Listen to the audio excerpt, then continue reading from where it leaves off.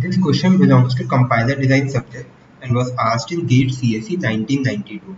So the question states, write syntax directed definitions, which means SDD or the semantic rules, for the following grammar to add the type of each identifier to its entry. So what is an SDD? SDD is nothing but there are some rules written to the right of the grammar to check for the semantic correctness of a program.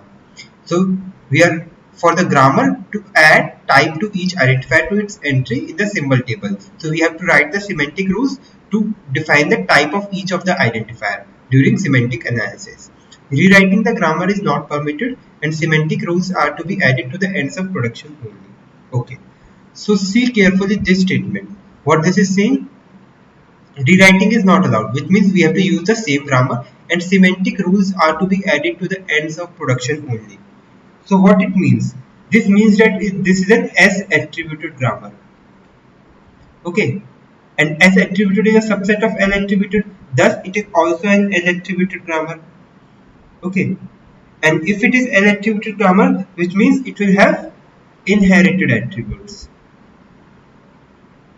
Which means the values can be inherited from the parent or left sibling. Left sibling only. Sibling only. Now let us write the production rules. So how can we write it? So here let us start from the end. So here we have L implies ID. So first of all we have to enter the type. So we will say enter type.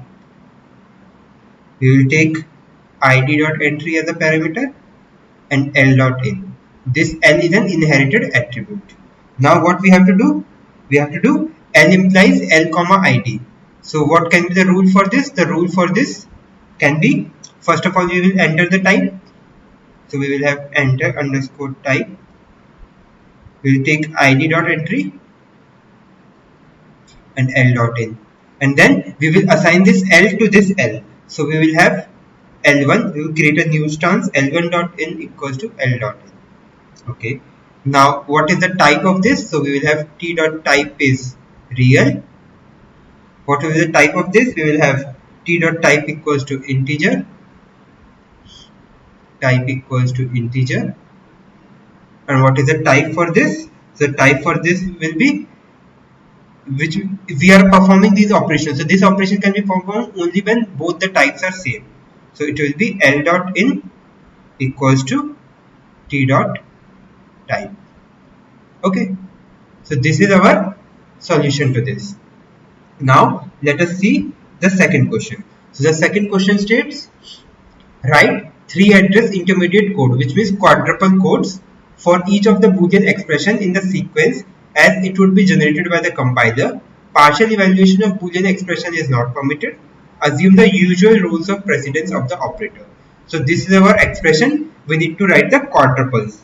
So what is the meaning of quadruples? Quadruples means we will have 4 fields, which means each operation, each instruction will have 4 fields. What will be those 4 fields? The operator.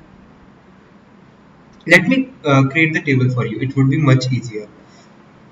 So each instruction will have an operator. It will have an argument 1. It will have an argument 2. And it will have the result. Quadruples means which we have 4 addresses: operator, argument 1, argument 2 and result.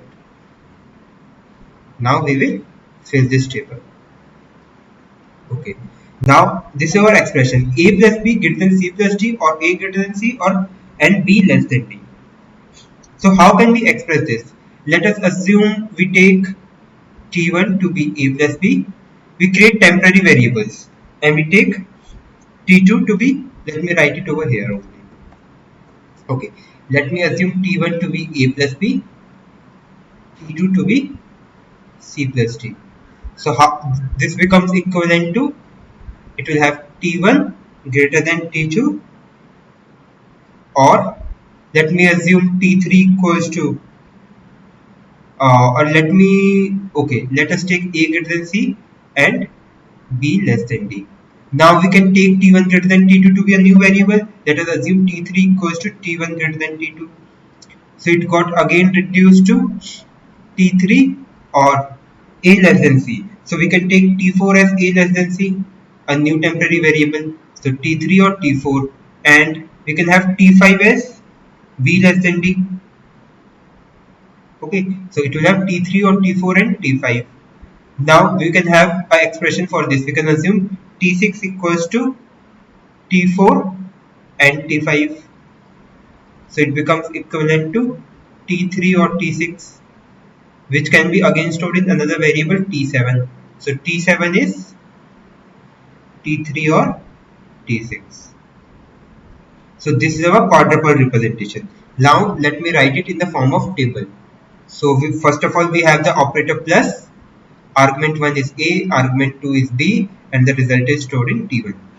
Then we have c and d as argument with the operator plus and stored in t2. So first is done, second is done.